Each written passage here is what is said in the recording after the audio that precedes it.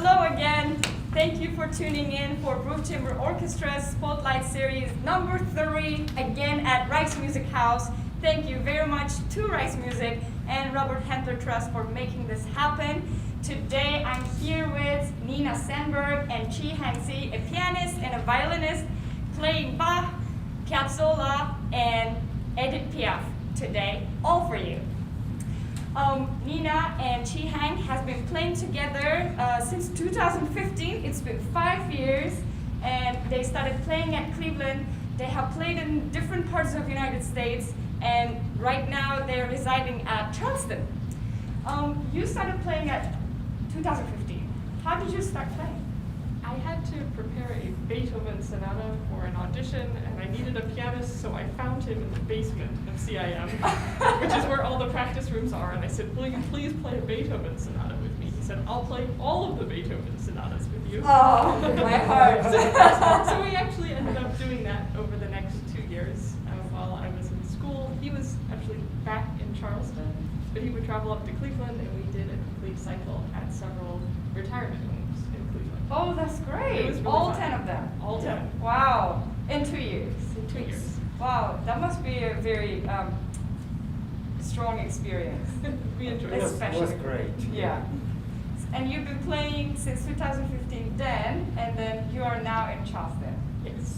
I will get to know them one by one after the first piece, but let me talk about the first piece first. First things first. They are going to play the second violin and keyboard sonata of Johann Sebastian Bach. This piece is in A major. I have certain feelings about A major. Nina, do you have certain feelings about A major? Certainly. I think it's a very positive and optimistic key. Violinists really like to play in A major because 3 of our open strings fit in the key. So the violin resonates a lot. It's also the first key that many violinists learn to play. If you start at Suzuki, the first 10 pieces or so are all in A major. That's the first hand frame you use, the first strings. So I think it can be very familiar as well. How about for piano?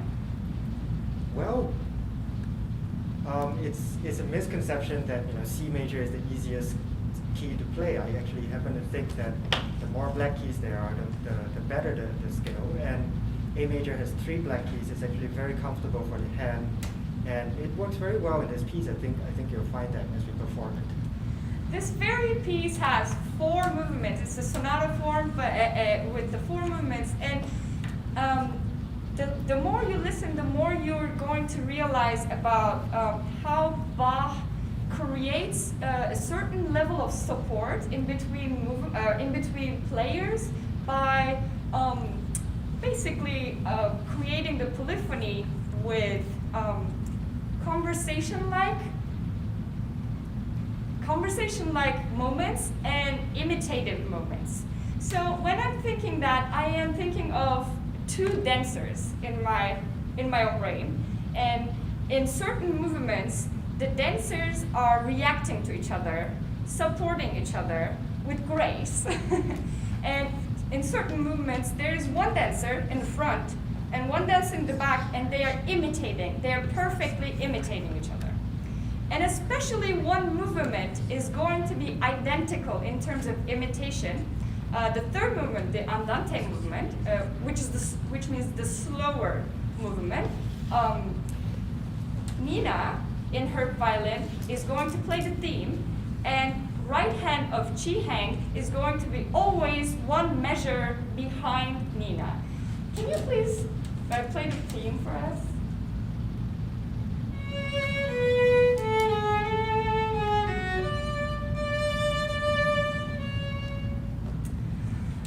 Always, whenever I listen to Bach, it's just so beautiful. And it's going to be just like this throughout the whole 4 movements. This is what I always support when it comes to listening to music. Like staying in the moment, being able to follow the lines. And Bach, I feel like he just makes it easier for us to follow everything. And especially this beautiful key, this beautiful duo, and this beautiful sonata form is just going to make it better. Thank you again so much for listening to and tuning into us to listen to Bach's Sonata in A major, the second piano and violin sonata. Today we are with Nina Sandberg and Chee-Hang See, and we are at the Rice Music House in South Carolina. Spotlight series of Brook Chamber Orchestra is supported by Robert Hendler Trust, which we thank very dearly. Now, it is my pleasure to present you Chee-Hang See and Nina Sandberg.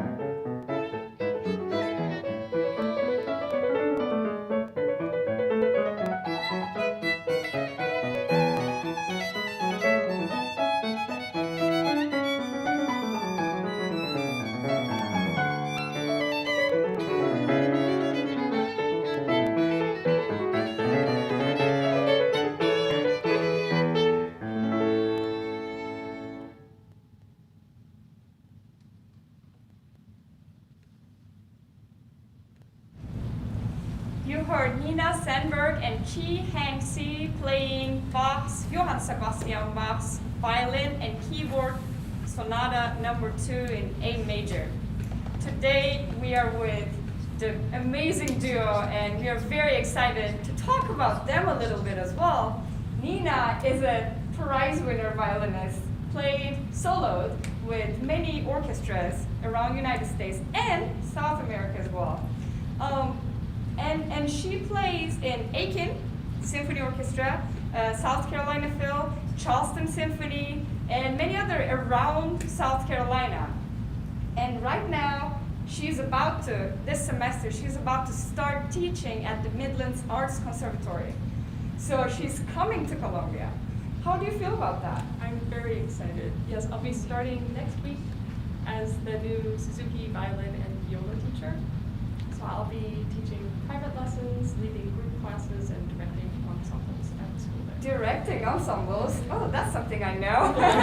How do you feel about it? I'm very excited. It'll be an interesting dynamic because some of it will be online and some of it will be in person, but I'm excited to figure it out with everyone else. I'm excited to see you figure it out. And I'm excited to see you here in Colombia more often. Yeah. I told that she played in many places in the United States, but also South America. Where did you play in South America?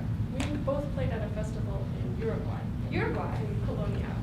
And that was just this past November. Oh, that's just now. Right before pandemic, basically. Exactly. Yes, it was our, Which means 1 month ago. our last overseas trip, really. Yes. Yeah. Speaking about South America, let's start talking about the next piece, which is Piazzolla. He is from Argentina, and he wrote a lot of tango music. Especially this piece is the history of tango that they're going to play. The first 3 movements of the history of tango.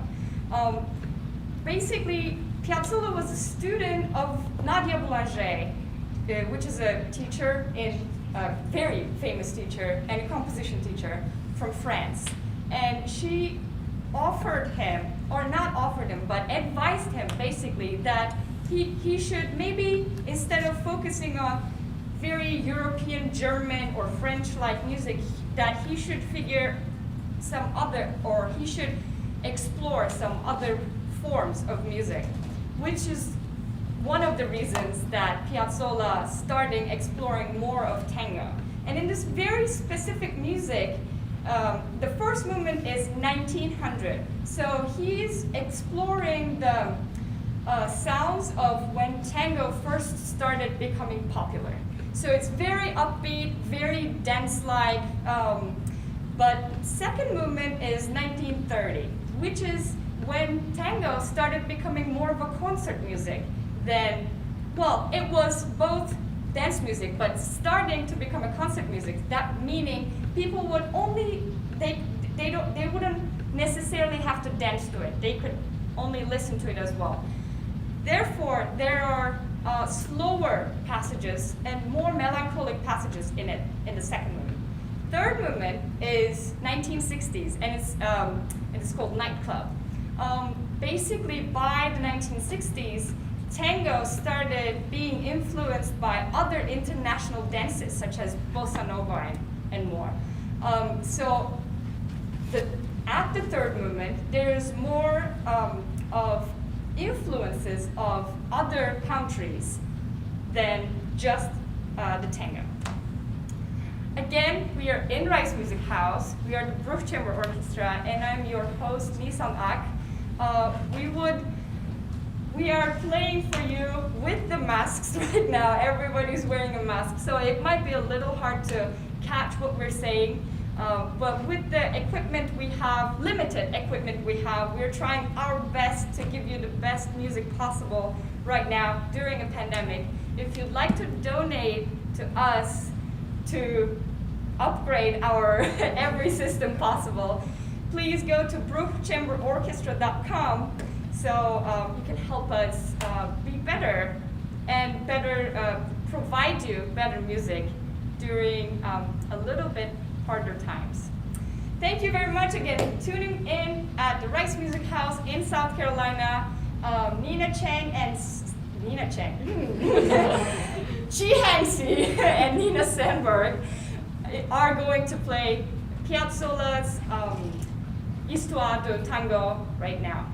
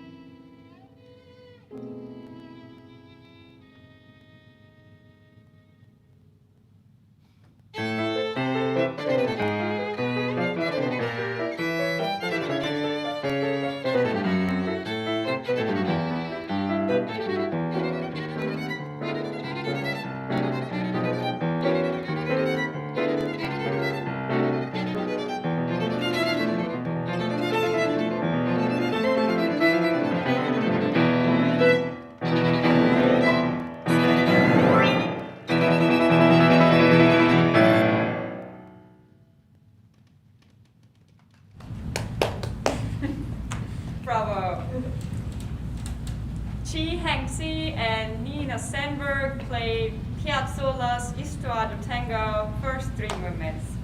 We are the Brook Chamber Orchestra, currently residing in Columbia, South Carolina, and I am particularly very happy to be able to recruit this amazing duo from Charleston to Columbia, still in South Carolina.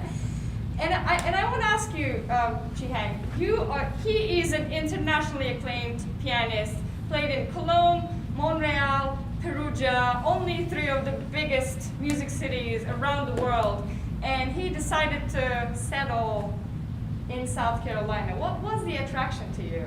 So I was a student at the College of Charleston, and I studied with Enrique Graf, who brought me to Charleston actually. And after I did my master's, I decided that Charleston has a great weather because it doesn't snow there.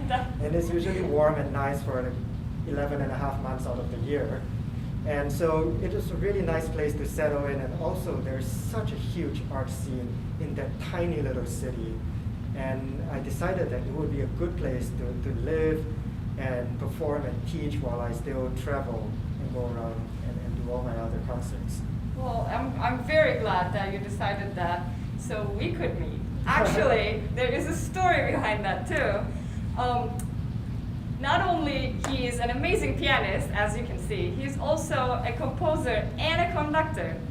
And you might know or might not know, I run the Conductors Institute of South Carolina with Maestro Donald Portnoy. Sometimes here in Columbia, sometimes in Aiken.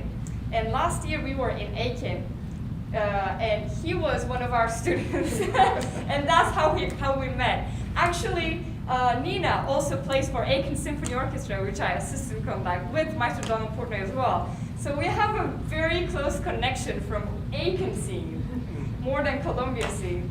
And along with his conducting duties, which he does actively with especially musical theater and new music ensembles, he is also a composer. And for the next piece, he is the arranger of it. We are going to now hear Edith Piaf's La Vie en Rose, and he is the arranger of that very piece for violin and piano. You chose a very interesting key to start, and then it changes. It starts with D flat major. What is the reason of this? Well, D flat major is a very introspective key for me, and also it works very well on the piano because all the black keys kind of sound on the D flat major sonority, and you'll hear that in the piano. And in the violin, D flat major doesn't use a single open string, so it cuts away the bright sound of the violin. It becomes very personal and very colorful, I thought. And then after that, in the end, I go on to D major, which is significantly brighter. It sounds almost like a celebration when we get to the end. So I hope you'll hear that in the music. That was my intention anyway. I was listening, and I could hear it. It's a great arrangement, really. Thank you. And the piece calls, it's La Vie en Rose, meaning life in pink. So Edith Piaf really didn't have a very easy life. In fact, she was not very much supported by colleagues, especially male colleagues around her. In fact, she was supported especially with female colleagues around her, and one particular person, Marguerite Monod. During her hard life, fighting with poverty, and especially around the war, he found comfort working with women composers. And Marguerite Monod, until their death, they worked together and created many, many great pieces that we still hear. La Vie en Rose wasn't one of them. It was, the lyrics were composed by Edith Piaf herself this time, but it was again supported by her women colleagues around the world. Fun fact, it was composed right after the war at 1945, and then she didn't like it. she didn't like it, so she didn't want to premiere it. So she waited until 1946 and premiered it in one night. And then by 1947, it was known all around the world and was recorded by Columbia Records. So we are hearing this very successful woman supported by her successful other women colleagues, just like what we are trying to do in Bruch Chamber Orchestra. We are 4 people, currently executive people of the Bruch Chamber Orchestra, especially during the pandemic, since we can't come up with an actual orchestra-sized music. But I want to thank Isabel Ong, Lauren Smith, and Mimi Harding for really working so hard to make this happen. You have to understand that we're all musicians. We are all college friends from University of South Carolina Music School, and we are really figuring out so many technological challenges in order to keep the music happen just for you. So thank you very much again tuning in, and thank you very much for all of your donations at the bruchchamberorchestra.com. We can't wait to show you a little bit more of us, and next week, Sunday at 5 p.m., we will have another duo presenting us piano and voice. Now, for the last time, we are at the Rice Music House here in Columbia, South Carolina, and thank you very much for Robert Handler Trust for supporting us. It is my pleasure to one last time present you Nina Sandberg and Chee-Hang See playing Edith Piaf, La Vie en Rose.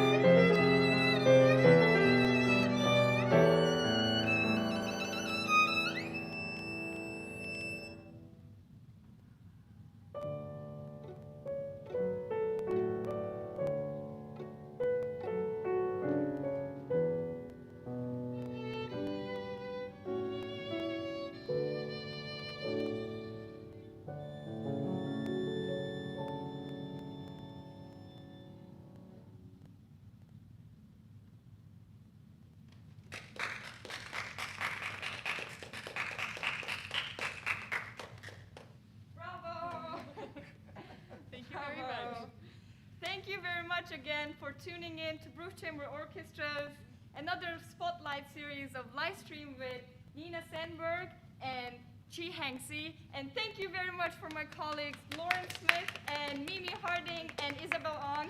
We are the Bruch Chamber Orchestra, and I hope to see you again next week on Sunday at 5 p.m. Bye.